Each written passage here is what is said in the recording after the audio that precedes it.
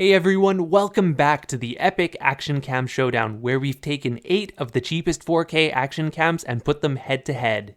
Today we're looking at another 4 action cams, 2 will be knocked out and 2 will move on to the semi-finals. I swear, 3 of these cameras are almost identical, and that's not necessarily a good thing. Here's a chart with these cameras' features in case you want to know specifications. Let's start with the Cooau SPC06 versus Crosstour CT8500. Just like every other camera in this showdown, both of these cost around $50 and they also make some bold claims as to their capabilities. 20 megapixels, real 4K, image stabilization. We're gonna test all that. But first, let's take a look at this card that was in the box of the Cooau camera. Ooh, free shit for good reviews. I wonder if this is part of the reason why it has nearly 5 stars across 300 reviews. The Crosstour camera did not include one of these cards in the box, but it does have equally as glowing ratings. Anyways, back to the 4K footage. Both cameras look almost identical in terms of their 4K resolution. These cameras are based on the same internal hardware, so there's very little to differentiate one camera from the other. Maybe it's just me, and it is especially noticeable at 4K, but I think the Crosstour has just a little bit more detail, and part of that seems to be the lens quality. The Cooau that I got is out of focus on the left side of the frame, especially noticeable if I zoom up close. If you saw the last camera review, you'll know the drill.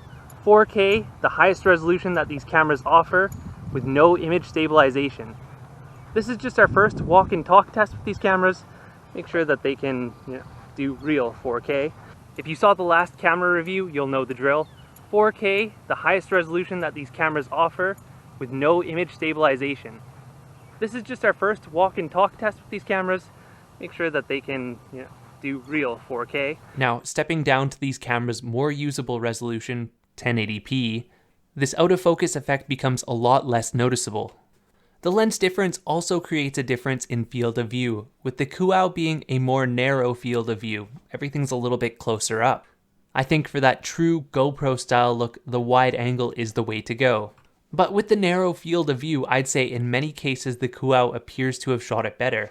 Just because things are a little bit closer up, it appears to have more detail, it tends to brighten and expose better for certain subject matter, and in some cases the exposure transitions between light and dark spaces are smoother. First of all, we're just going to try each camera at their applicable resolution. This is 1080p, 30 frames per second, the anti-shake turned on. First of all, we're just going to try each camera at their applicable resolution. This is 1080p, 30 frames per second, the anti-shake turned on. This time we're looking at the 4K between all 4 of these cameras.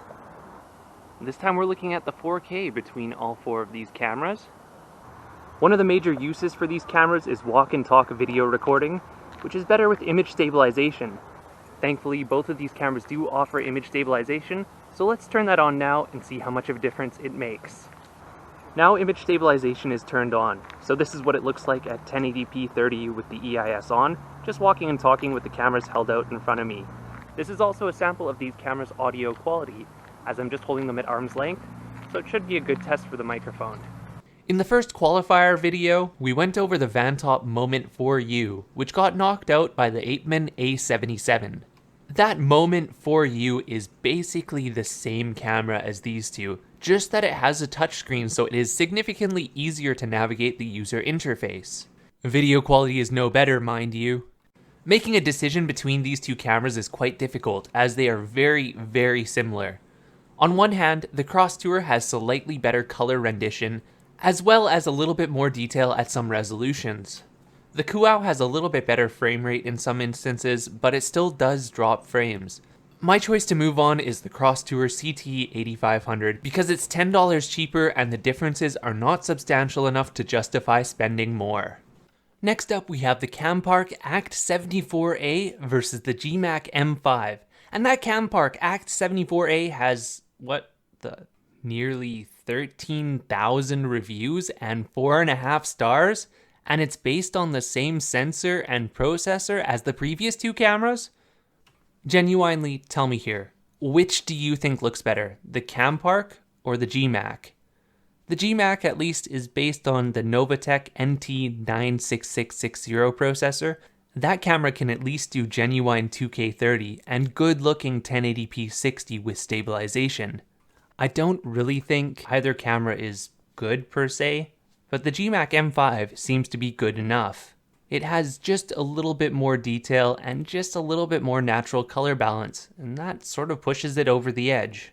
In terms of audio quality, the Campark Act74A is too loud and the Jeemak M5 is too quiet. Let's have a listen. One of the major uses for these cameras is walk and talk video recording, which is better with image stabilization. Thankfully, both of these cameras do offer image stabilization, so let's turn that on now and see how much of a difference it makes. One of the major uses for these cameras is walk and talk video recording, which is better with image stabilization. Thankfully, both of these cameras do offer image stabilization, so let's turn that on now and see how much of a difference it makes. Now I've turned EIS on, and this is what it looks like with the image stabilization turned on at 1080p 30 frames per second.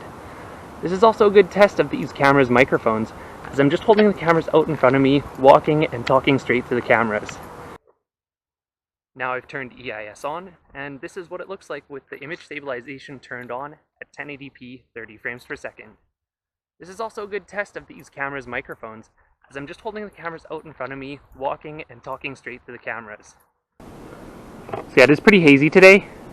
It's not just these cameras, but I still nonetheless wanted to show you what the 4K is like.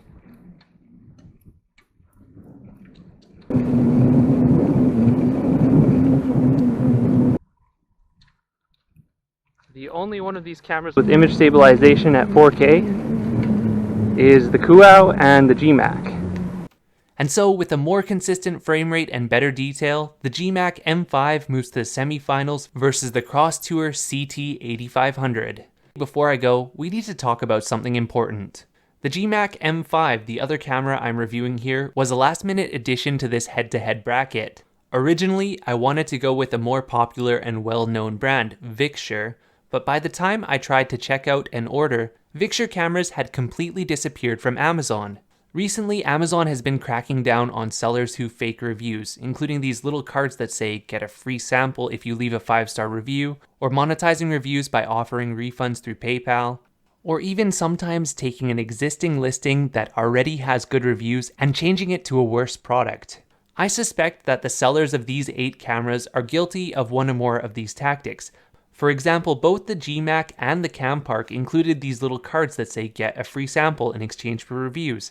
And if you look at the Campark's listing in particular, a lot of the reviews are for an older model of camera, one that was based on a different processor and I think was more similar to the Dragon Touch Vision 3 that I reviewed in the first video. Dragon Touch themselves didn't include a card in the box, but they are an Acaso brand, and Acaso does offer PayPal refunds in exchange for good reviews. Of the 9 cameras that I purchased for this review, 3 of those brands have disappeared so far: Apeman, Vixure, and Bantop. And from what I've seen included with these other cameras, I suspect more will be gone soon. 4 of the cameras that I've reviewed so far have been the same internal sensor and processor and nearly identical video quality. These cameras kinda suck, and they're almost impossible to avoid in the low end. So what can you do about it? Tell Amazon. Send them a photo, write a review that says you got that card. And when reviews are incentivized in this way, the only people who win are the sketchy sellers and everyone else loses. Many of these cameras are practically e-waste out the door, and I feel genuinely awful because I know if I return them to Amazon, they're just gonna get shredded. And I would feel terrible selling them on eBay, then somebody's gonna be left with a subpar camera. Anyways, if you made it this far, thanks for watching. And to end on a positive note, we are gonna find a decent, cheap action camera. Stay tuned for the semifinals next week and then the finals after that.